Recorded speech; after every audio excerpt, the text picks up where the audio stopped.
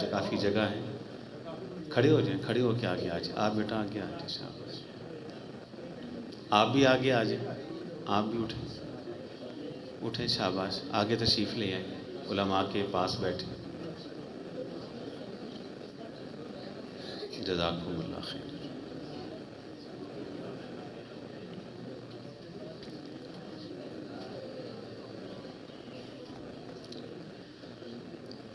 ان الحمد للہ نحمده ونستعینه ونستغفره ونعوذ باللہ من شرور انفسنا ومن سیئات اعمالنا من يهده الله فلا مضل له ومن يضلله فلا هادي له واشهد ان لا اله الا الله وحده لا شريك له واشهد ان محمدا عبده ورسوله صلى الله عليه وسلم. اما بعد فاعوذ بالله السميع العليم من الشيطان الرجيم من همزه ونفخه ونفثه. بسم الله الرحمن الرحيم. ومن يبتغ غير الإسلام دينا فلن يقبل منه وهو في الآخرة من الخاسرين.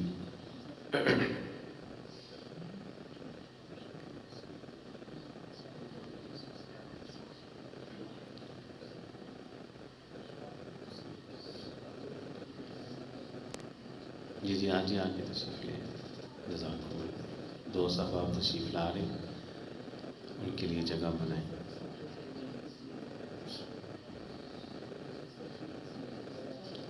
آج ہی آگے کہہ رہے ہیں شخص کو آگے آئے تاکہ پروگرام شروع کریں.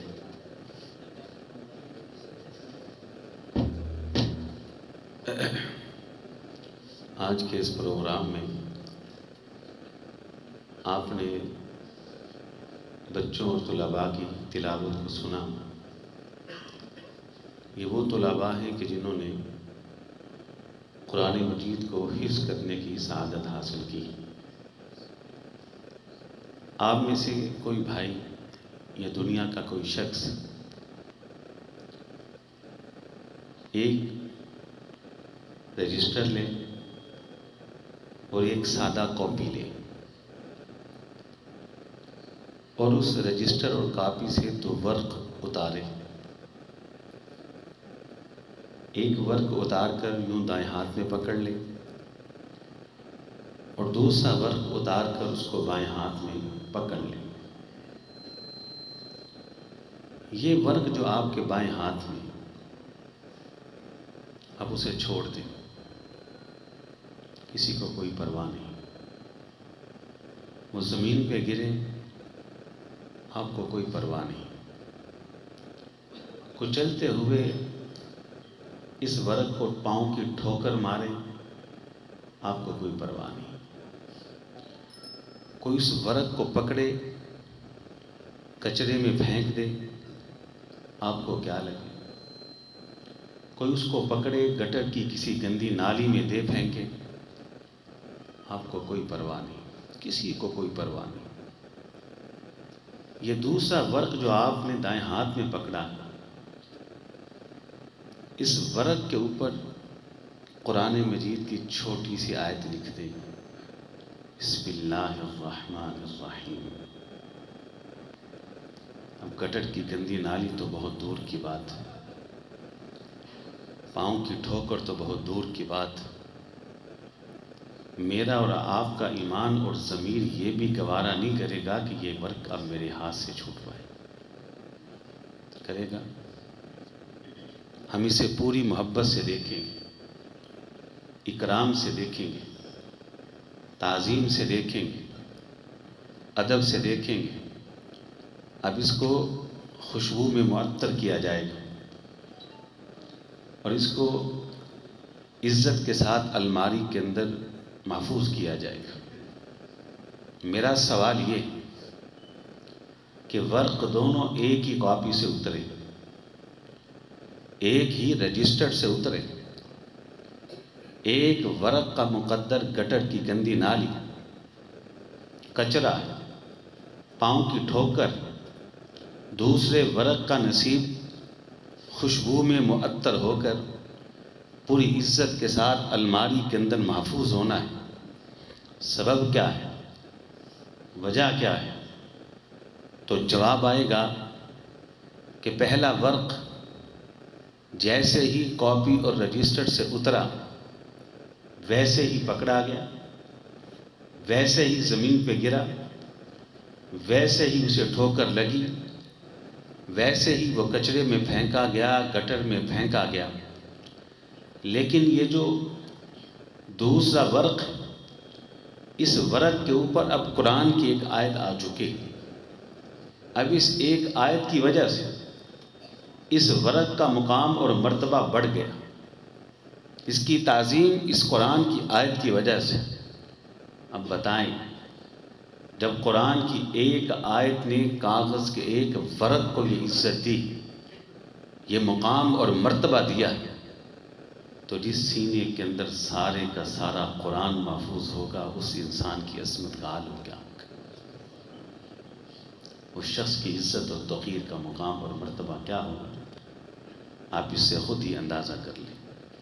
اور آپ کو علم ہے کہ جنت میں جانے کے بعد کوئی عمل نہیں ہے، وہاں اعمال کا صلہ ہے، نیکیوں کا اجر، لیکن جنت کے اندر ایک عمل موجود ہے، ایک نیکی موجود ہے، صرف ایک ہی نیکی جو جنت کے اندر موجود ہے۔ وہ نیکی کون سی؟ اللہ تعالیٰ قرآن کے ان حفاظ سے کہیں گے، قرآن کے ان قاریوں سے کہیں گے، قرآن سے محبت کرنے والوں سے کہیں گے، اقرا ورتقی، پڑھ قرآن اور چڑھتا جا بلندیوں کو اور مرتبوں کو باندھا جا۔ جنت میں قرآن کی تلاوت کا عمل موجود ہے۔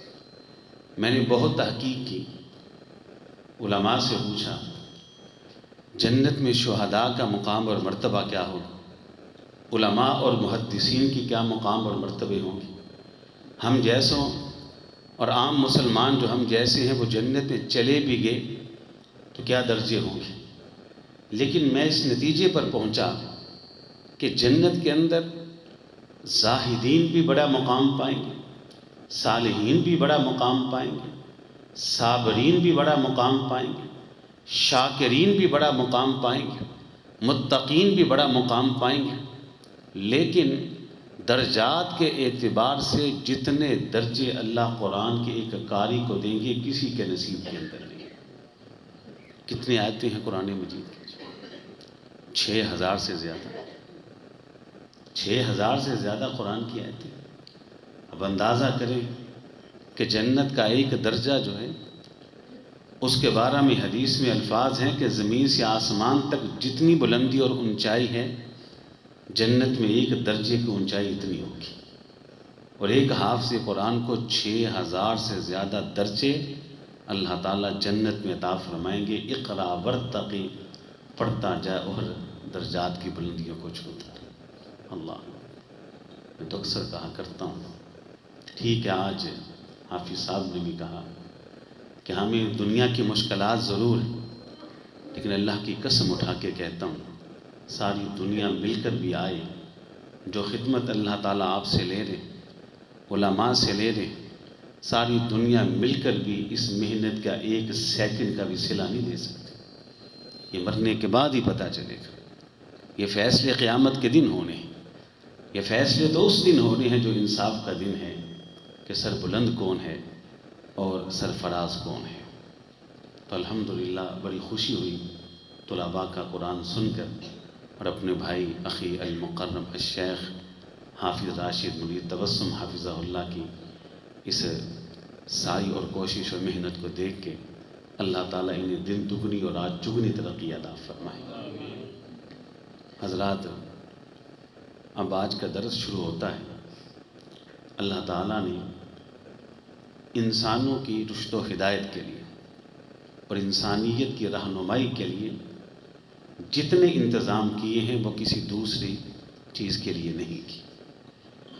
بہت انتظامات کیے اللہ نے، صرف انسان ہدایت پر رہے، صراط مستقیم پر رہے اور انسان بھٹکے نہ۔ میں ان میں سے دو تین بڑے بڑے انتظامات آپ کو وہ گنواتا ہوں اور اپنی بات کو آگے چلاتا ہوں۔ سب سے پہلا انتظام جو اللہ نے انسانوں کی ہدایت کے لیے کیا وہ کیا تھا؟ وہ ہے ہدایت بالفطرت، کہ اللہ تعالیٰ نے فطرت کے ذریعے انسان کی ہدایت کا انتظام کیا، فطرت کے ذریعے انسان کی رشد و ہدایت کا بندوبست کیا۔ فطرت کس کو کہتے ہیں یہ سمجھیں۔ آپ دیکھیں جتنے بھی دودھ پینے والے جانور ہیں، گائے ہے، بکری ہے، اونٹنی ہے، بھینس ہے، ان کا بچہ پیدا ہوتا ہے، پیدا ہوتے ہی یہ تھنوں کی طرف جائیں گے، دودھ کی طرف جائیں گے۔ اگر آپ کسی گائے کے بچے کو، بھینس کے بچے کو، اونٹنی کے بچے کو دانہ دیں تو پیدا ہوتے ہی کیا وہ دانہ کھائے گا؟ نہیں۔ کیوں؟ یہ فطرت ہے، یہ ہے فطرت۔ ایسے ہی چوزا ہے، چاہے وہ مرغی کا چوزا ہے یا پھر کسی پرندے کا چوزا جو انڈے سے نکلتا ہے، پیدا ہوتے ہی وہ دانہ کھائے گا۔ آپ اسے دودھ پلائیں کہ وہ دودھ پیے گا؟ کیوں؟ یہ فطرت ہے۔ اور وہ جانور جو پانی کا جانور ہے، جیسے کچھوا ہے یا اسی اقسام کے دیگر جانور، ساری عمر وہ خشکی میں گزارتے، ایک لمحے کے لیے بھی پانی کے اندر کبھی گئے نہیں۔ آپ ان کو پکڑیں، پانی کے اندر رکھیں، یہ پانی میں داخل ہوتے ہی تیرنا شروع کرتے تھے۔ کیوں؟ تیراکی کس نے سکھائی اس جانور کو؟ یہ فطرت ہے۔ یہ ہے فطرت اللہ التی فطر الناس علیہا، کہ اللہ نے زمین و آسمان کے سارے نظام کو ایک فطرت کے مطابق پیدا کیا، اور انسان کے اوپر جتنی عبادات اللہ نے فرض کی، جتنی عبادات فرض کی، انسان کی فطرت کے اندر اور انسانی جسم کے اندر ان تمام عبادات کو ادا کرنے کی مکمل صلاحیت رکھ دی، مکمل صلاحیت رکھی انسان کی فطرت کے اندر۔ یہ رکوع آرام سے کر سکتا ہے، سجدہ آرام سے کر سکتا ہے۔ یہ تمام عبادات جو اللہ نے اس انسان کے اوپر فرض کی، ان تمام عبادات کو ادا کرنے کے لیے اس کی فطرت کے اندر تمام صلاحیتیں رکھ دی، ہدایت بالفطرت۔ آپ اس کو یوں بھی سمجھیں، میرا گمان ہے کہ آپ کم از کم ہر جمعہ کی نماز کے اندر سبح اسم ربک الاعلی یہ سنتے ہوں گے، سنتے ہیں نا؟ سبح اسم ربک الاعلی، کیا اس کا ترجمہ ہے؟ تسبیح بیان کر اپنے رب کے نام کی جو اعلیٰ ہے۔ الذی خلق فسوی، وہ اللہ کے جس نے ہر چیز کو پیدا کیا، اور محض پیدا نہیں کیا، فسوی، اس نے ہر چیز کا تسویہ بھی کیا۔ اللہ کہتے ہیں میں خالق نہیں ہوں، صرف خالق نہیں ہوں، میں مسوی بھی ہوں۔ یہ سوا کیا ہے؟ تسویہ کیا ہے؟ یہ فطرت ہے۔ آپ اس کو یوں سمجھیے کہ الذی خلق، ہم سب سے پہلے پہاڑوں کو لیتے ہیں۔ اللہ کہتی ہیں الذی خلق، میں نے پہاڑوں کو پیدا کیا۔ کیا خیال ہے ہر گاؤں میں پہاڑ ہے؟ ہر شہر میں پہاڑ ہے؟ ہر ملک میں پہاڑ ہے؟ نہیں، الذی خلق فسوی، میں نے پہاڑوں کو محض پیدا نہیں کیا، فسوی، فطرت کے مطابق پیدا کیا، ان کا تسویہ بھی کیا۔ تسویہ کا مطلب یہ کہ پہاڑوں کو زمین کے جس حصے میں ہونا چاہیے اسی حصے میں رکھا، جتنی بلندی پہ ہونا چاہیے تھی اتنی بلندی پہ رکھا۔ جن پہاڑوں کے اوپر باغات ہونے چاہیے تھے باغات رکھے، جن پہاڑوں پہ جنگلات ہونے چاہیے تھے جنگلات رکھے، جن پہاڑوں کے اوپر برف برسنی چاہیے تھی برسائی، جن پہاڑوں کو خشک ہونا چاہیے تھا انہیں خشک رکھا، جس پہاڑ کی اونچائی کم ہونی چاہیے تھی کم رکھی۔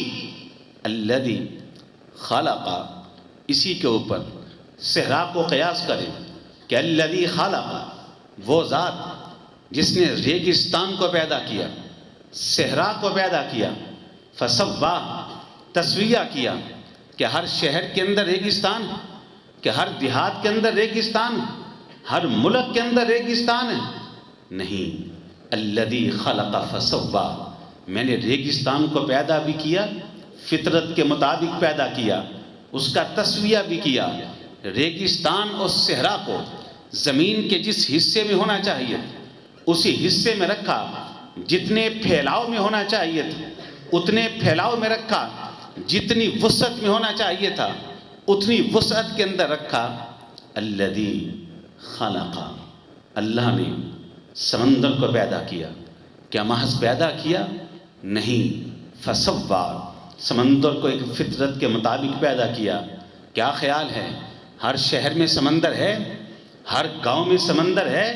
نہیں، الذی خلق فسوا، سمندر کو زمین کے جس حصے پہ ہونا چاہیے تھا اسی حصے میں رکھا، جتنے پھیلاؤ میں ہونا چاہیے تھا اتنے پھیلاؤ کے اندر رکھا، جتنی گہرائی میں ہونا چاہیے تھا اتنی گہرائی کے اندر رکھا، اور جن جن مخلوقات کو سمندر میں ہونا چاہیے تھا سمندر میں انہی مخلوقات کو رکھا۔ یہ ہے فطرت، ہدایت بالفطرت۔ فطرت کا ایک نظام دیکھ کر اللہ نے انسان کی ہدایت کا ایک اہتمام، یہ بہت بڑا اہتمام، یہ پہلا انتظام ہے، ہدایت بالفطرت۔ بات سمجھ میں آ رہی ہے کہ نہیں؟ آ رہی۔ دوسرا انتظام جو اللہ نے انسان کی ہدایت کے لیے کیا وہ ہے ہدایت بالعقل، ہدایت بالشعور، کہ اللہ نے انسانوں کو عقل دی، شعور دیا، سمجھ دی، دانش دی، کہ انسان اپنی عقل سے بھی ہدایت کو سمجھ سکتا ہے۔ اللہ تعالیٰ نے قرآن مجید کے اندر بیان فرمایا، افلا ينظرون الى الابل كيف خلقت والى السماء كيف رفعت والى الجبال كيف نصبت والى الارض كيف سطحت افلا ينظرون الى الابل كيف خلقت، کیا یہ دیکھتے نہیں کہ میں نے اونٹ کو کیسا عجیب پیدا کیا؟ کیا یہ پہاڑوں پہ غور نہیں کرتے کیسے ان کو نصب کر دیا گیا؟ کیا یہ آسمان کو نہیں دیکھتے کیسے بنا ستون کے اٹھا دیا گیا؟ کیا یہ زمین کی وسعتوں، اس کی گہرائیوں، اس کے پھیلاؤ کے اوپر غور نہیں کرتے؟ غور کرے تو عقل کے ناخن لے تو ان کو ہدایت مل جائے۔ قرآن مجید کے جو اولین مخاطب تھے ان کی زندگی میں ان چار چیزوں کی بڑی اہمیت تھی۔ شاید آپ کو نہیں پتا، شاید مجھ کو نہیں پتا، کیا فلا ینظرون الی الابل کیف خلقت، کہ اللہ نے قرآن مجید کے اولین مخاطب جب ان کو یہ بات کہی کہ افلا ینظرون الی الابل کیف خلقت، کہ یہ اونٹ کو نہیں دیکھتے، ایک صحرائی زندگی کے اندر اونٹ کی کیا قدر و قیمت ہوتی ہے، یہ ریگستانی انسان سے پوچھی۔ یہ صحرائی انسان ہی جانتا ہے کہ ایک اونٹ کی کیا قدر و قیمت ہے۔ شاید مجھے اندازہ نہیں اور آپ کو اندازہ نہیں، اور پھر آج سے 1400 سال پہلے جو صحرائی زندگی تھی، جو ریگستانی دنیا تھی، اس صحرائی زندگی اور ریگستانی دنیا کے اندر ایک اونٹ کی کیا قدر و قیمت ہے، یہ وہ لوگ ہی جانتے۔ کہ آپ 2 3 4 بکرے لیں، ان کو ذبح کریں، 2 3 4 بکروں سے اتنا گوشت نہیں نکلتا جو ایک اونٹ کے اندر سے نکل آتا ہے۔ آپ دیکھیں کہ اللہ نے اس اونٹ کے اندر ایک ایسا قدرتی نظام بنا دیا ہے کہ یہ پانی کو پی لے اور اپنے پیٹ کے اندر پانی کو سٹور کر لیتا ہے، پانی کو اکٹھا کر لیتا ہے۔ صحرا کے اندر جائے 2 3 دن اس کو پانی نہ بھی ملے کہ اپنے اندر سے اپنے سٹورج سے پانی نکال کر اپنی پیاس کو بجھا لیتا ہے۔ اور پھر جہاں ساری دنیا کی ٹیکنالوجی ناکام، جہاں دنیا کی سائنس ناکام، وہ ریگستان جہاں پیدل چلنا دشوار، جہاں گاڑیوں کا چلنا دشوار، جہاں دنیا کی ساری ٹیکنالوجی ناکام، اس صحرا کے اندر یہ اونٹ دوڑتا ہی چلا جاتا ہے اور اڑتا ہی چلا جاتا ہے۔ اللہ کہتے ہیں افلا ینظرون الی الابل کیف خلقت، یہ صحرا میں رہنے والے، یہ ریگستانی لوگ، یہ عرب کے باشندے، افلا ینظرون الی الابل کیف خلقت، کیوں نہیں اس اونٹ کی تخلیق پہ غور کریں، عقل سے کام لیں تو ان کو ہدایت مل جائے. یہ 4 چیزیں اللہ نے بیان کی. ہدایت بالعقل، اللہ نے اہتمام کیا کہ انسان کو عقل دی تاکہ اس عقل سے ہدایت کو پا سکے.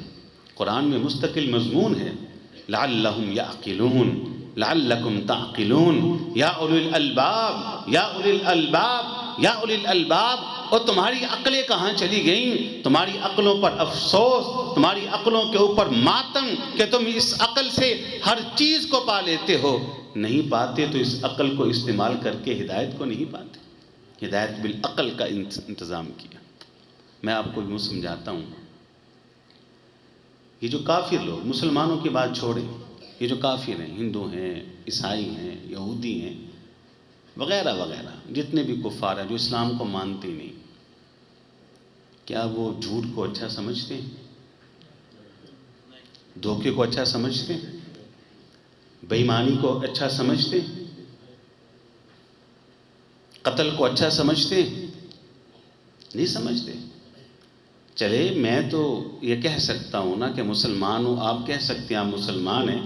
مجھے تو قرآن نے بتایا نا، حدیث نے بتایا کہ جھوٹ نہ بولو، کم نہ تولو، کم نہ ماپو، دھوکہ نہ دو، فراڈ نہ کرو، بے ایمانی نہ کرو، قتل نہ کرو. عیسائی کو کس نے بتایا؟ یہودی کو کس نے بتایا؟ ہندو کو کس نے بتایا؟ ان لوگوں نے اللہ کی دی اس عقل سے سچ اور جھوٹ کا فرق سمجھ لیا، ظلم اور عدل کے معاملے کو سمجھ گئے، وہ زیادتی اور انصاف کے معاملے کو سمجھ گئے. اس عقل سے کفار نے بھی کتنی باتیں اخذ کی جو خیر اور بھلائی کی تھیں. کیوں اخذ کی؟ کہ اللہ تعالیٰ نے انسان کی ہدایت کے لیے عقل اور شعور کا بہترین انتظام کیا. یہ دوسرا انتظام. پہلا انتظام کیا تھا؟ ہدایت بالفطرت. اور دوسرا انتظام کیا تھا؟ ہدایت بالعقل. تیسرا انتظام، اور اس کے بعد میں بات کو آگے چلاتا ہوں، میں وقت زیادہ نہیں انشاءاللہ آپ کا لوں گا.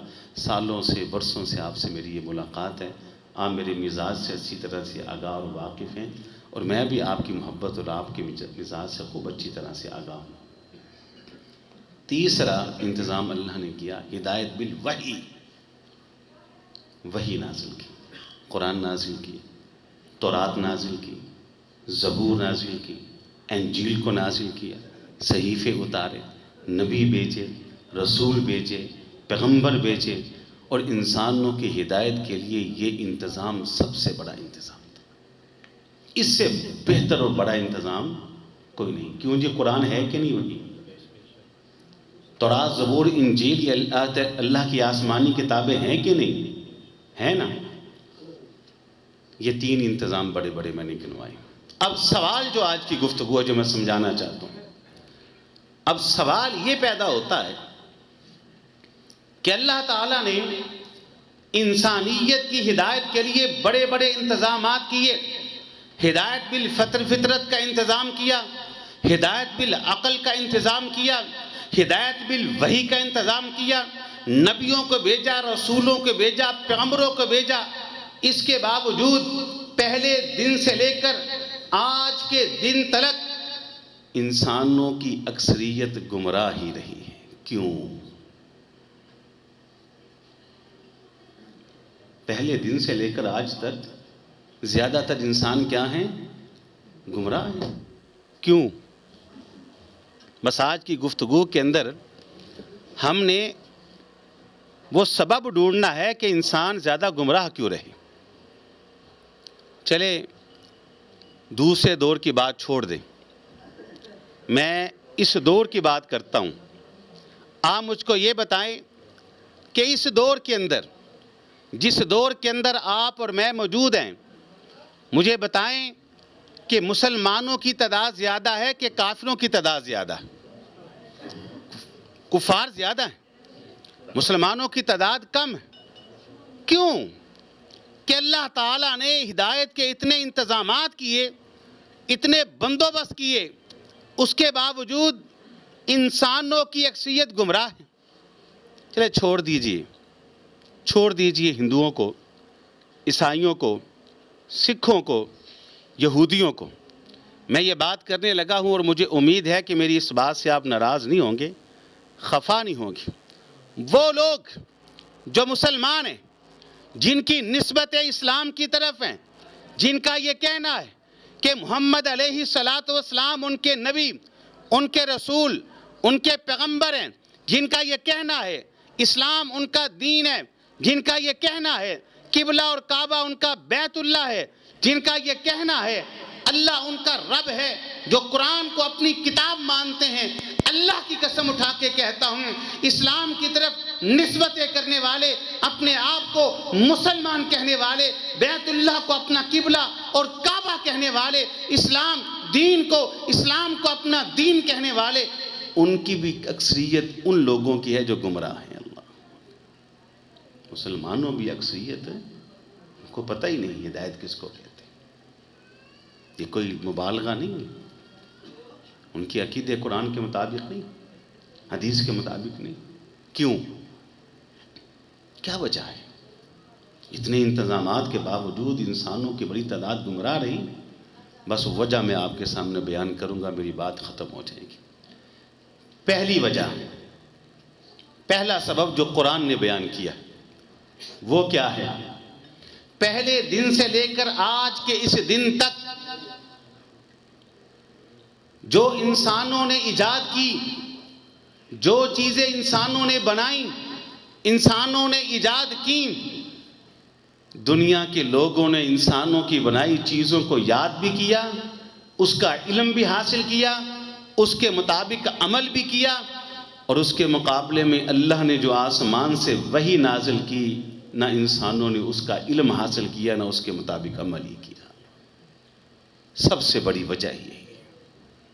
یوں نہیں بات سمجھ میں آئے گی، میں آپ کو بات سمجھاتا ہوں مثال دے کر۔ یہ کون سا مہینہ ہے جی؟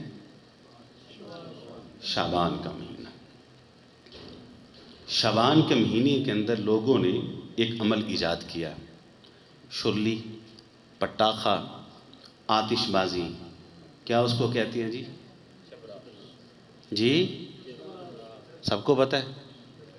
اچھا، کوئی بندہ ایسا ہے کہ جس کو نہ پتہ ہو کہ شب برات ہوتی ہے، پٹاخہ، شرلی اور ہوائی فائرنگ اور یہ سارا کچھ؟ کوئی ہے بندہ ایسا جو کہ مجھے آج پتہ چلا ہے؟ یہ لوگوں نے ایجاد کی۔ شرلی، پٹاخہ یا آتش بازی اسلام میں نہیں، لوگوں نے ایجاد کی، سب کو پتہ ہے، لوگوں نے ایجاد کی، سب کو علم ہے، جو نہیں مانتے ان کو بھی علم۔ اب دوسرا سوال، شعبان کے مہینے کے حوالے سے ایک مسئلہ حدیث کے اندر ہے، ایک مسئلہ جن جن کو پتہ ہے ہاتھ کھڑا کریں۔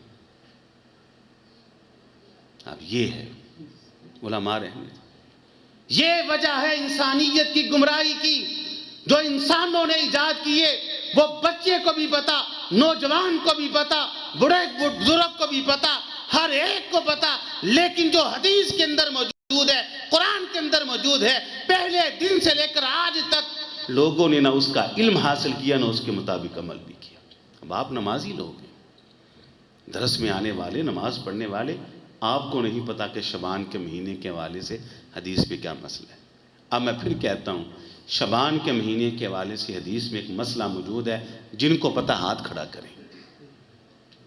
ایک اب دیکھ لیں جی، بتائیں جی کیا ہے؟ شعبان، فقہک اللہ فی الدین، بیٹھے، بالکل ٹھیک کہا۔ حدیث میں الفاظ ہیں، امی عائشہ کہتی ہیں رضی اللہ تعالی عنہا کہ نبی علیہ السلام رمضان کے علاوہ سب سے زیادہ جس مہینے میں روزے رکھتے تھے وہ شعبان کا مہینہ ہوتا تھا۔ اللہ، دیکھ لیں۔ اچھا، شعبان سے پہلے جو مہینہ گزرا ہے وہ کون سا تھا جی؟ رجب۔ رجب کے مہینے کے اندر لوگوں نے ایک عبادت ایجاد کی، مسجدوں کو چراغاں کیا گیا، رات بھر جاگے عبادت ہوئی۔ 27 رجب کو خاص مجلسیں ہوئیں۔ بتائیے اس دن کو کیا کہتے ہیں جی؟ شب، سب کو پتہ ہے نا جی؟ کوئی ہے کہ جس کو نہ پتہ ہو؟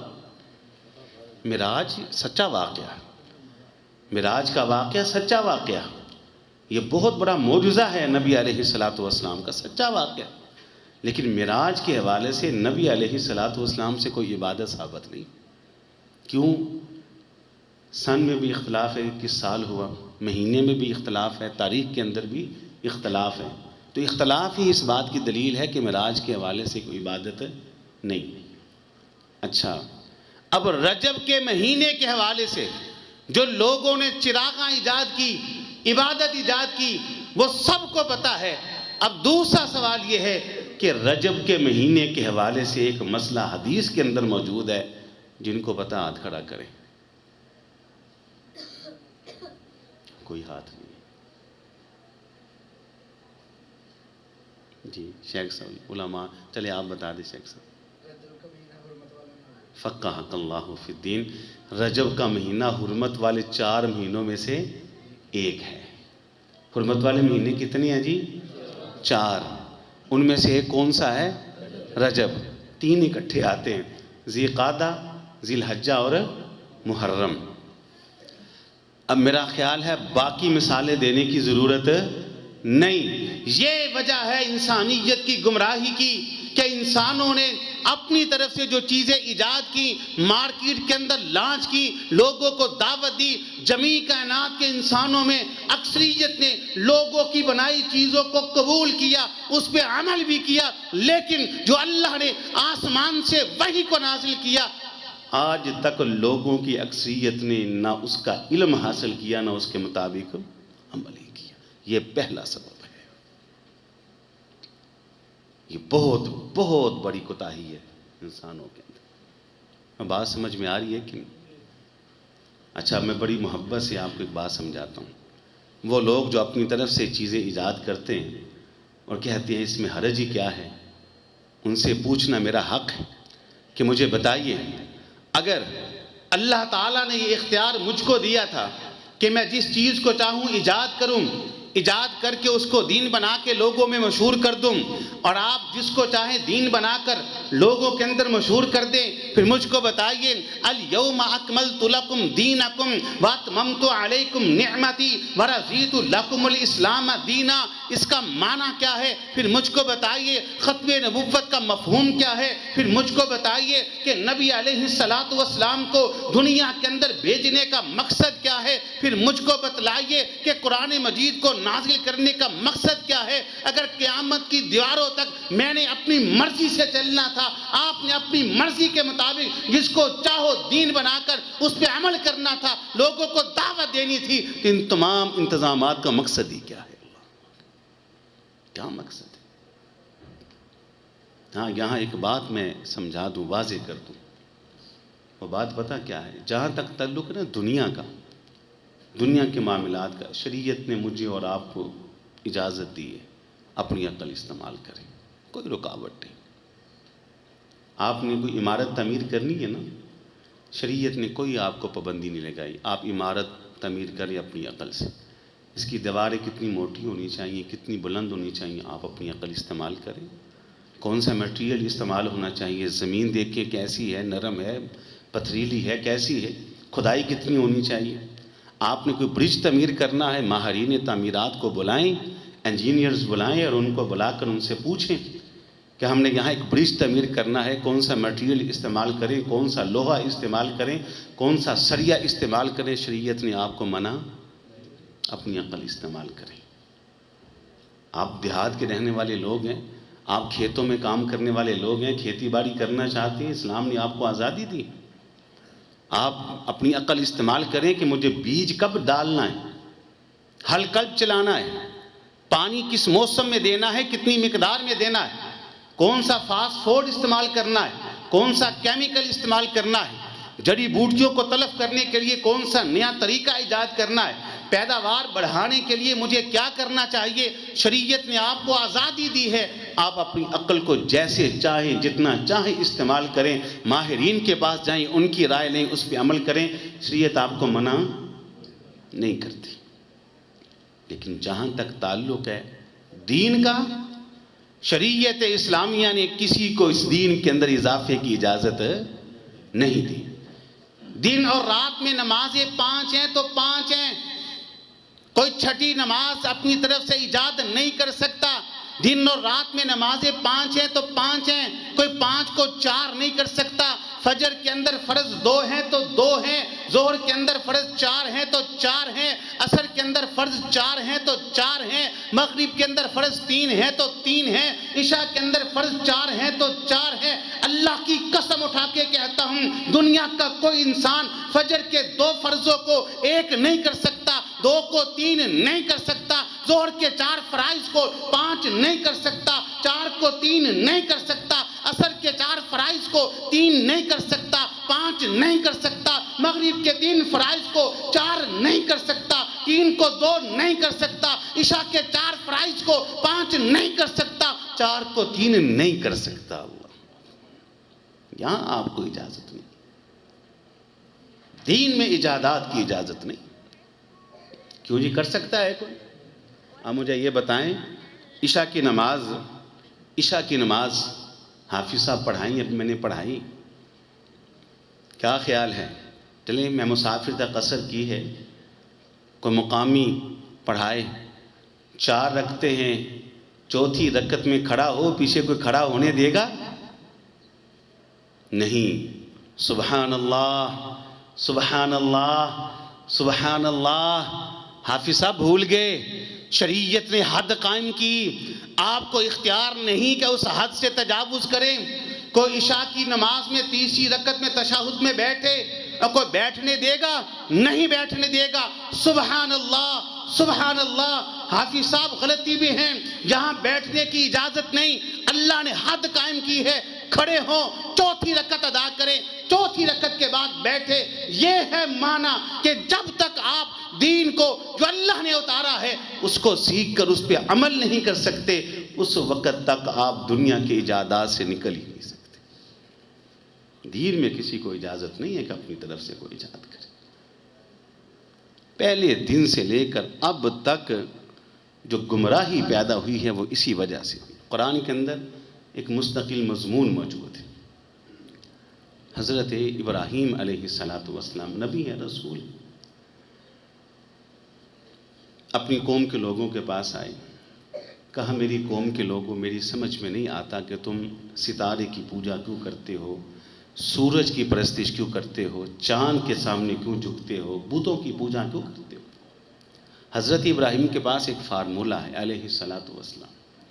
وہ فارمولہ یہ ہے کہ الہ وہ ہوتا ہے جو طاقتوں کا مالک، معبود وہ ہوتا ہے جو قوتوں کا مالک، معبود وہ ہوتا ہے جو اختیارات کا مالک، جس کی قوتوں کو زوال نہ آئے، جس کی طاقتوں کو زوال نہ آئے، جس کے وجود کو کبھی فنا نہ ہو، جس کی ہستی کو فنا نہ ہو۔ کہا قوم کے لوگوں، تم ستارے کی پوجا کرتے ہو، دیکھو ستارہ تو اپنے وجود کے لیے رات کے اندھیرے کا محتاج، چاند تو اپنے وجود کے لیے رات کے اندھیرے کا محتاج، سورج تو اپنی روشنی کے لیے دن کے اجالے کا محتاج، اور جو اپنے وجود کو دن کے اجالے کے اندر باقی نہیں رکھ سکتا، وہ کیسے ستارہ رب ہو سکتا ہے؟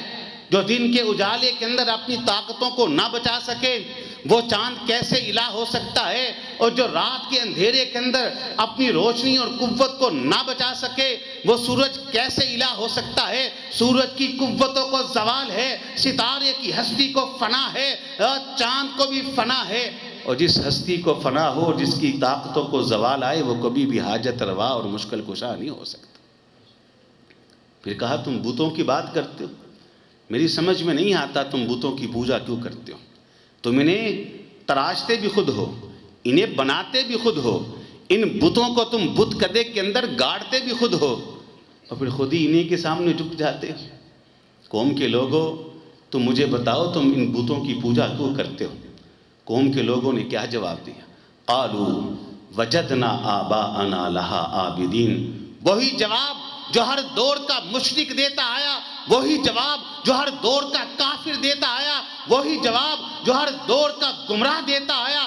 قالوا وجدنا آباءنا لہا عابدین۔ کہا ابراہیم تمہارے سوال کا ایک ہی جواب ہے، ہم نے اپنے بڑوں کو دیکھا ہے کہ ان کی پوجا کرتے تھے، ہم بھی ان کی پوجا کرتے۔ پتہ چلا شرک جب بھی پیدا ہوا آسمان کی وحی کے مقابلہ میں آبا کی اندھی تقلید کی وجہ سے پیدا ہوا. کفر جب بھی پیدا ہوا آسمانی الہام کے مقابلہ میں زمین میں بسنے والے انسانوں کی آراء پہ عمل کی وجہ سے پیدا ہوا. شرک جب بھی پیدا ہوا آسمانی وحی کے مقابلہ میں لوگوں کی ایجادات پر عمل کی وجہ سے پیدا ہوا. یہ بڑی وجہ ہے گمراہی کی کہ جو لوگ ایجاد کرتے ہیں وہ سب یاد کرتے ہیں، اس کا علم بھی ہے، اور جو اللہ تعالیٰ نے نازل کیا ہے لوگوں کی اکثریت کو اس کا علم ہی نہیں ہوتا. یہ پہلی وجہ ہے، پہلا سبب ہے. دوسرا سبب کہ کیوں ہمیشہ سے ہی کفار کی تعداد زیادہ رہی اور گمراہ زیادہ رہے، نبیوں کو بھی ماننے والوں کی تعداد کم تھی. بس آخری باتیں انشاءاللہ. اور دوسرا سبب کیا؟ دوسرا سبب بھی اسی سے ملتا جلتا ہے.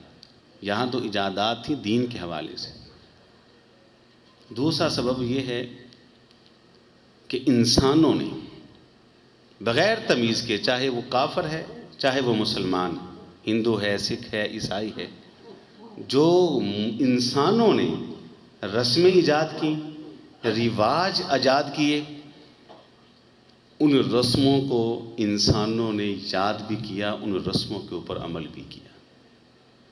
انسانوں کی بنائی رسمیں، میں قسم اٹھا کے کہتا ہوں کہ اللہ کی قسم اٹھا کے کہتا ہوں کہ ہم نے اپنی آنکھوں سے دیکھا ہے کہ ہم جیسے کمزور انسان نماز کو چھوڑ دیتے ہیں، رسم نہیں چھوڑتے، نہیں چھوڑتے.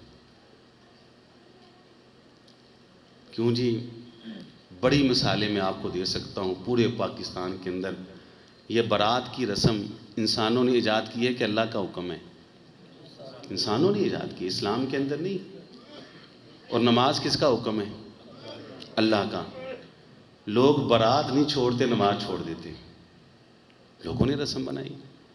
مہندی کی رسم، لوگ نماز تو چھوڑ دیتے ہیں کیونکہ اللہ کا حکم ہے، قرآن کا حکم ہے، لیکن مہندی کی رسم نہیں چھوڑتے. یہ وجہ ہے انسانوں کی گمراہی کی.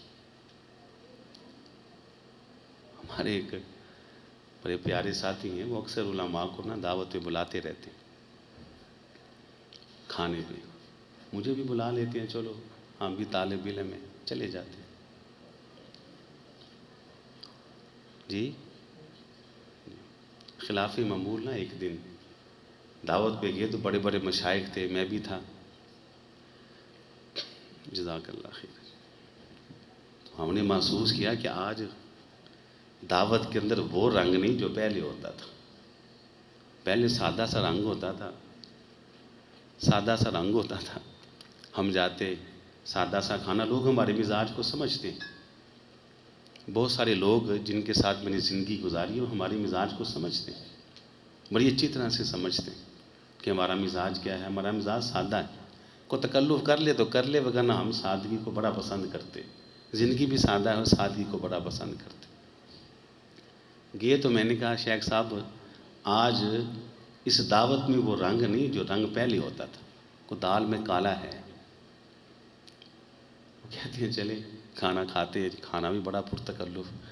کھانا کھایا. اور ساتھ جو شیخ تھے وہ بڑے ماشاءاللہ دور اندیش ہیں، دانا ہیں، عقل مند ہیں، زیرک ہیں. اب جانے لگے ان کے کانوں میں ایک آواز پڑی تو مجھے کہتے ہیں حافظ صاحب راز کھلے گا. اب راز کھلے گا. جو بڑا سروا کہتا ہے چلے جی اب کر لو جیڑی گال کرنی جی، کر لو جی رسم کرنی جی. وہ شیخ صاحب رکے، کہتے ہیں جی کیا کرنے لگے ہیں؟ یہ اتنا اہتمام آپ نے اپنے وہ بلائے ہیں رشتہ دار بھی، عزیز و اقارب بھی، کس لیے اتنا لاکھوں کا آپ نے کھانا وہ صرف کیا ہے؟ کیا مسئلہ ہے؟ وہ کہتے ہیں جی اصل میں آج ہماری وہ دن رکھنے کی رسم تھی تو ہم نے کہا چلو علماء کو بھی بلا لیتے. لیکن رسم کے اندر آپ اندازہ کریں کہ لوگ اس قدر تکلف کرتے ہیں. میں خود کرتا ہوں، ہمارے اپنے کرتے ہیں، میں کسی کی بات کیا کروں. یہ دوسری وجہ ہے کہ لوگوں نے جو رسمیں ایجاد کی، جو رواج ایجاد کیے، چاہے وہ رسم کسی ہندو کی ہے، چاہے وہ رواج کسی عیسائی کا ہے، چاہے وہ طریقہ کسی سکھ کا ہے، کسی کافر کا ہے، لوگوں نے اس کو سینے سے لگایا اور اس کے مقابلے کے اندر جو قرآن کا حکم ہے، جو حدیث کا حکم ہے، اس کو ہمیشہ سے انسانوں نے چھوڑ دیا. یہ وجہ ہے، بڑی وجہ ہے یہی. مگر نا آپ قرآن پڑھیں، حدیث پڑھیں، اتنی سادی دعوت ہے اور اتنی سادہ زندگی ہے. میں اللہ کی قسم اٹھا کے کہتا ہوں، قرآن و حدیث پڑھنے والا اور اس پہ عمل کرنے والا جتنی مطمئن اور ہلکی زندگی اس کی ہے کسی کی بھی نہیں ہوتی. بڑی ہلکی زندگی ہوتی ہے اس کی، بہت ہلکی. اور یہاں ایک بات میں ضرور کروں گا بڑی معذرت کے ساتھ. آج کل جو قرآن بھی پڑھتے ہیں نا تو ان کا بھی بڑا حال برا ہے. ایک تو رسم و رواج کی بات ہے قرآن پڑھنے والوں کا، موبائل سے قرآن پڑھتے ہیں، پڑھ سکتے ہیں، جائز ہے، کوئی حرج تو نہیں. لیکن ہم دیکھتے ہیں کہ جس موبائل سے وہ قرآن پڑھ رہے ہوتے ہیں کچھ ہی دیر کے بعد اسی موبائل کے اندر سے وہ گندگی دیکھ بھی رہے ہوتے ہیں، سن بھی رہے ہوتے ہیں. ہاں سن رہے ہوتے ہیں. اب مجھے یہ بتائیں کہ گھر کا وہ برتن کہ جس برتن میں گھر کا برا مریض بابا پیشاب کرتا ہو، کوئی دھو کر بھی اس میں پانی پینے کے لیے تیار ہے؟ باتھ روم کا وہ لوٹا جس سے استنجا کرتے ہیں وہ صاف ہی ہوتا ہے، صاف نہ ہو تو ہم استنجا نہ کریں، کوئی اس کے اندر پانی پینے کے لیے تیار ہے؟ ہم کھانے کے ٹیبل پہ بیٹھیں تو اللہ کی قسم جس برتن میں میٹھا ڈالیں اس میں نمکین ڈال کے کھانے کے لیے تیار نہیں، جس میں نمکین ڈالیں اس میں میٹھا ڈال کے کھانے کے لیے تیار نہیں. ہم نے میٹھے کے لیے برتن الگ بنائے ہوئے، ہم نے نمکین کے لیے برتن الگ بنائے ہوئے. کیسا مزاج ہے کہ دنیا کے اندر تو میرا معیار اتنا بلند اور اونچا ہے کہ میں نفاست کو ملحوظ خاطی رکھتا ہوں. خود ہی بتاؤ کہ جس موبائل سے قرآن سنتے ہو کیسے ضمیر کرتا ہے گوارا کہ اسی قرآن سے گندگی دیکھیں بھی اور سنیں بھی؟ گندے برتن میں تو کھانے کے لیے تیار نہیں. یہ گجرات کے پاس ایک علاقہ ہے ناگریاں والا، میں اکثر وہاں درس پہ آتا جاتا ہوں. یہ چند سال پہلے میں وہاں درس پہ گیا تو بڑے بڑے پڑھے لکھے لوگ وہاں آئے، ڈاکٹر بھی تھے. ہم کھانے پہ بیٹھے تو ہمارا مزاج ایسا ہی ہے، علماء سمجھتے ہیں، کوئی تکلف کرے تو ہم کہتے ہیں ٹھیک ہے یہ بھی دے دو برتن، وہ بھی دے دو. اور میں نے برتن کے اندر کھانا ڈالا، اس میں کچھ سالن تھا، کچھ اس میں چاول تھے وغیرہ وغیرہ. پھر اس کے بعد اسی برتن کے اندر میں میٹھا بھی ڈال لیا، چمچ سے میں نے کھانا شروع کر دیا. میرے پاس وہ ڈاکٹر صاحب بیٹھے تھے، وہ ان کو تھوڑی سی پریشان کہتا، حافظ صاحب یہ کیا، اسی میں ابھی آپ نے سالن ڈالا ہے اور اسی کے اندر میٹھا ڈالتے، مجھے تو الٹی آنا شروع ہو گئی، میری تو طبیعت خراب ہو گئی. مزاج ہے لوگوں کا اس میں. لیکن ہمارے دنیا کے معاملے کے اندر کیسے اعلیٰ مزاج کہ ہم چیزوں کو کھانے کے اندر کیسا اعلیٰ معیار. لیکن جب بات آتی ہے قرآن کی تو جس موبائل سے قرآن سنتے اور پڑھتے ہیں کیسے ضمیر کر گوارا کرتا ہے کہ اسی موبائل کے اندر بھی گندگی دیکھیں بھی اور سنیں بھی. مزاج. تو یہ دوسرا سبب ہے انسانوں کی گمراہی کا کہ رسموں کو سینے سے لگایا ہے، رواجوں کو سینے سے لگایا ہے. جو اللہ نے نازل کیا ہے نہ اس کا علم ہے نہ اس کے مطابق عمل ہے. تیسرا سبب، اس کے بعد انشاءاللہ میری بات ختم ہو جائے گی. تیسرا سبب کہ اللہ تعالیٰ نے اتنے اہتمامات کیے انسانوں کی ہدایت کے، اس کے باوجود بھی انسانیت گمراہ رہی. اس کی کیا وجہ ہے؟ اس کی وجہ ہے جو قرآن نے بتائی. اور یہاں ایک بات میں آپ کو بتاؤں، میرا ایک بیان یوٹیوب پہ بھی مل جائے گا آپ کو. ایک بیان میرا چلا جس پہ اللہ کی توفیق اور اس کی مدد سے میں نے یہ ثابت کیا کہ دنیا کے اندر اگر کوئی ایسی کتاب موجود ہے جو انسانیت کی تاریخ کو مختصر اور جامع انداز میں انسانوں کے سامنے بیان کرتی ہو اور پیش کرتی ہو، وہ ایک ہی کتاب ہے جس کا نام ہے قرآن مجید. قرآن مجید کے اندر انسانی تاریخ ایک جامع اور مختصر انداز کے اندر موجود ہے. قوموں کی انسانیت کی ابتدا سے لے کر اب تلک کے تمام حالات اللہ تعالیٰ نے اختصار کے ساتھ اور جامع انداز میں بیان کی. اسی قرآن کے اندر اللہ تعالیٰ بیان فرماتے ہیں کہ انسانوں کی گمراہی کی ایک بڑی وجہ جو رہی ہے شروع سے لے کر اب تک وہ رہی ہے اللہ اور اللہ کے رسول کی باتوں کے مقابلے میں اپنی منمانی کرنا. حضرت شعیب علیہ الصلاۃ والسلام، ان کی قوم کو جب انہوں نے کہا نا یہ کم تولنا کم ماپنا یہ غلط ہے، نہ کرو، تو مال ہمارا، دکان ہماری، مالک ہم، اور تو کون ہوتا ہے ہم کو روکنے والا؟ من مانی، یہ من مانی اللہ کی قسم لے ڈوبے گی انسانیت کو۔ اللہ اور اللہ کے رسول کی باتوں کے مقابلے میں ہمیشہ انسان نے اپنی من مانی کی ہے۔ یہ ہے وہ بڑے بڑے اسباب جو انسانیت کی گمراہی کے، انسانیت کی گمراہی کی۔ تقریباً پچھلے سال اکتوبر کے مہینے کی بات ہے، مجھے ایک فون کال آئی۔ فون کال میں بھائی نے کہا جی میرا نام سعید ہے اور آپ یوسف لاہوری صاحب ہیں؟ میں نے کہا جی ہاں یوسف لاہوری۔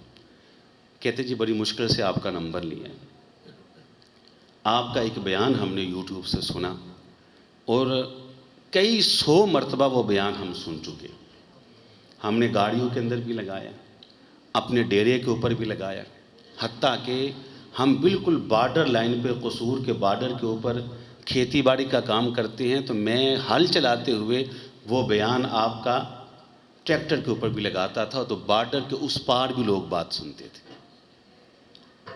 تو میں نے ایک ریکارڈ لگایا ہے گزشتہ رات، ایک بہت بڑی مجلس کے اندر سب نے سنا، تو سب کی خواہش تھی کہ حافظ صاحب کو بلائیں اور براہ راست ان کا یہی بیان ہم سنیں۔ تو آپ کی مہربانی، آپ فلاں دن تشریف لائیں۔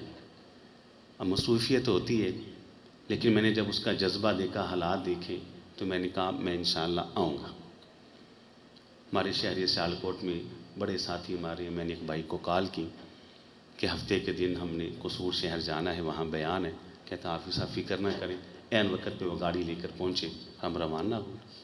قصور شہر سے 33 کلومیٹر فاصلے پر یہ گاؤں تھا، وہاں پہنچے، سارے دوست سنی دوست اور بھائی تھے، کوئی اپنا جماعتی ساتھی نہیں تھے سوائے سعید بھائی کے۔ بہت بڑا اجتماع تھا بارڈر کے بالکل اوپر۔ میں نے وہی بیان جو انہوں نے کہا میں نے وہاں اللہ کی توفیق سے کیا۔ ایک بہت بڑی تعداد ان لوگوں کی الحمدللہ اللہ تعالیٰ نے ان کو ہدایت دی، وہاں وہ روئے، دین کی طرف آئے۔ 1 ماہ کے بعد مجھے پھر کال آئی کہ سردار جمال ڈوگر صاحب ہیں، تو ان کی خواہش ہے کہ آپ ان کے ڈیرے پہ آئیں، وہاں وہ انتظام کریں گے، وہاں بیان ہو۔ میں نے کہا ٹھیک ہے میں انشاءاللہ آؤں گا، لیکن یہ پروگرام دن کا رکھیں، رات کے پروگرام سے واپس سیالکوٹ جانے میں ذرا مجھے مشکل ہوتی ہے۔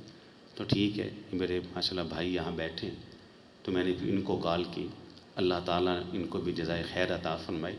یہ میرے ساتھ تھے اس پروگرام کے اندر، سردار جمال ڈوگر صاحب کے ڈیرے پہ، شاید یاد ہوگا آپ کو، قصور گئے تھے، وہاں میں نے بیان کیا۔ وہ اکثر و بیشتر قصور سے سفر کر کے لاہور آتے ہیں۔ میں نے یہ نقطہ جب بیان کیا، یہ نقطہ کہ انسان گمراہ کیوں رہا، اللہ اور اللہ کے رسول کے مقابلے میں اپنی منمانی کرتے ہوئے، ایسی یہ بات ان کے دل پہ چوٹ لگی۔ وہ سردار جمال ڈوگر صاحب جو کہ ایک ہائی کورٹ کے بڑے تگڑے وکیل ہیں اور بڑے لینڈ لارڈ آدمی ہیں، کہتے حافظ صاحب آج تک کسی بات نے میری زندگی میں اتنا ہلچل نہیں مچائی جتنی ہلچل اس بات نے مچائی ہے کہ واقعی ہم نے اللہ کی باتوں کے مقابلے میں ہمیشہ اپنی منمانی کی ہے۔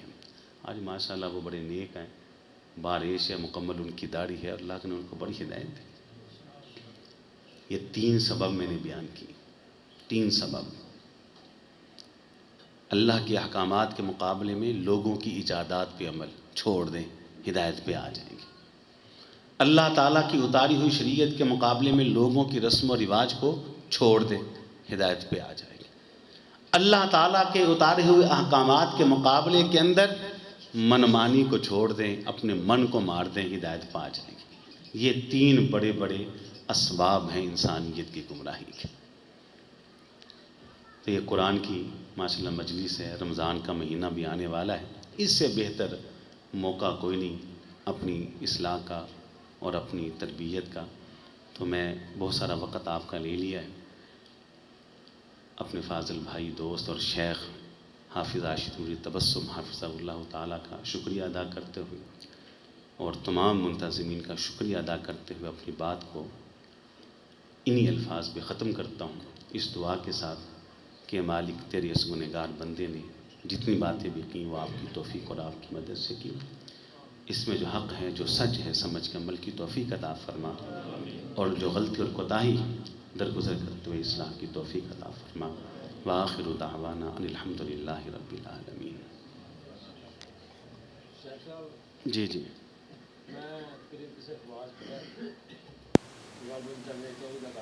جی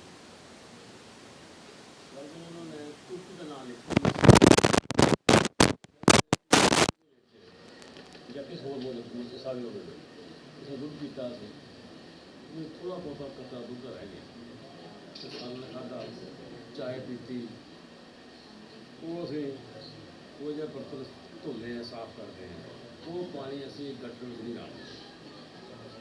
اس معاملے اندر کوئی تھوڑی کیا رائے ہے؟ کسی بہت جگہ ڈھونڈتے ہیں پانی، برتن دھوتے اور دودھ والا، چائے والا، سالن والا، کسی دیوار کے ساتھ ہوتا ہے یا کسی چھت پہ سلکتا ہے، یہ وہ گٹر میں نہیں جان دیتے۔ اس معاملے اندر کیا کہا گیا؟ چلے، یہ تو عمل جو ہے نا ان کا، وہ یہی ہے نا کہ یہ چیزیں اسراف نہ اور گندگی میں نہ جائیں۔ اللہ ان کو بھی اس کا صلہ دیں گے، مگر نہ ایسی چیزیں کہ جو استطاعت سے باہر ہیں۔ اتق اللہ ما استطعت، حدیث میں الفاظ ہیں کہ تم اللہ کا تقوی اختیار کرو، اللہ سے ڈرو جتنی تم میں طاقت ہے۔ تو بعض معاملات ایسے ہوتے ہیں جو انسانی طاقت سے باہر ہوتے ہیں، تو وہاں اللہ تعالیٰ درگزر کرنے والے، اگر وہ یہ ایسا کرتے ہیں تو پھر اللہ ہی جانتا ہے کہ اللہ تعالیٰ ان کو کتنا اجر دیں گے، کتنا صلہ دیں گے۔ تو بعض چیزیں ہوتی ہیں جو انسانی استطاعت سے باہر ہوتی ہیں، جو استطاعت سے باہر ہیں اللہ تعالیٰ ان سے درگزر کرنے والے اور معاف کرنے والے انشاءاللہ۔ ٹھیک ہو گیا جی؟